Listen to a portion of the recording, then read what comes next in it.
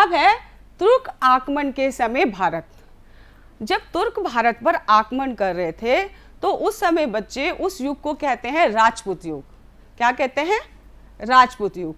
तो राजपूत युग जो थे वो कैसे पड़ा, इसका नाम ये जानते हैं। तो 11वीं शताब्दी के आसपास भारत में 100 से भी अधिक राजा और सामंत राज करते थे और वो क्या कर रहे थे, अपनी अपनी सत्ता का विस्तार कर रहे थे। और चूंकि ये ज़्यादातर लोग राजपूत थे बच्चों, तो इस युग को राजपूत युग कहा गया। इसमें कुछ राजवंश जो थे वो प्रमुख थे, चौहान, तोमर, गहरवाल, चंदेल और चालुक्य वंश।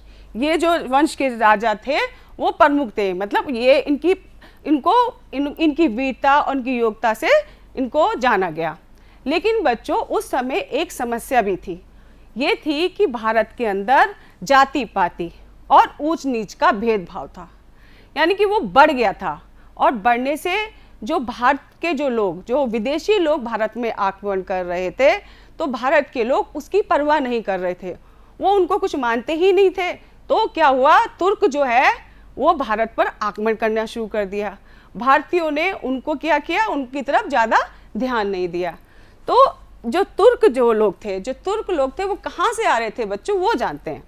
तुर्क लोग ईरान, अफगानिस्तान, तुर्किस्तान से होते हुए भारत की ओर बढ़ रहे थे और भारत पर आक्रमण कर रहे थे। अब पहला आक्रमण किसने किया बच्चों, वो जानते हैं। तो पहला आक्रमण किया महमूद गजनवी का, भारत का पहला आक्रमण। जो महमूद गजनवी था बच्चों, उसने सबसे पहले भारत पर आक्रमण किया। ये तुर्क था और जो है इसने 1000 से लेकर 1025 तक भारत पर आक्रमण किए। और ये कहाँ से आया था बच्चों, ये अफगानिस्तान के गजनी, मध्य एशिया से आया था। और ये जो है अफगानिस्तान और ईरान के क्षेत्रों पे ही अपना अधिकार करना चाहता था। तो इसको क्या हुआ, धन की ज़रूरत हुई। जब इसको धन की आवश्यकता हुई तो इसने भारत पर धन की उद्देश्य से, यानी धन की प्राप्ति के उद्देश्य से भारत पर आक्रमण कर दिया। और इसने कितनी बार आक्रमण किया बच्चों, इसने 17 बार आक्रमण किया भारत पर। और उद्देश्य क्या रहा इसका, लूटपाट और धन की प्राप्ति। क्योंकि ये भारत में बच्चों राज नहीं करने आया था, ये सिर्फ यहाँ पर धन की प्राप्ति के लिए आया था। ये धन प्राप्त करता और चला जाता, धन प्राप्त करता और चला जाता। तो इसका जो उद्देश्य था कि अपने क्षेत्र पे ही वो अपनी सत्ता का विस्तार करना चाहता था, वो भारत में अपनी सत्ता का विस्तार नहीं करना चाहता था बच्चों। तो क्या हुआ, उसने 1025 ईस्वी में सोमनाथ के मंदिर पर आक्रमण किया। अब सोमनाथ का मंदिर क्या है बच्चों, उसके बारे में जानते हैं।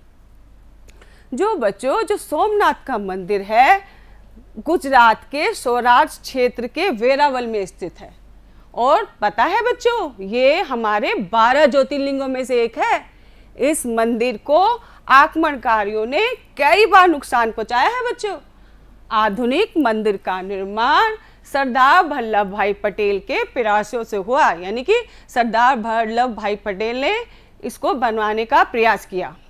फिर है भारत के प्रथम राष्ट्रपति डॉक्टर राजेंद्र प्रसाद के हाथों 11 मई 1951 को यहाँ ज्योतिर्लिंग की स्थापना की गई।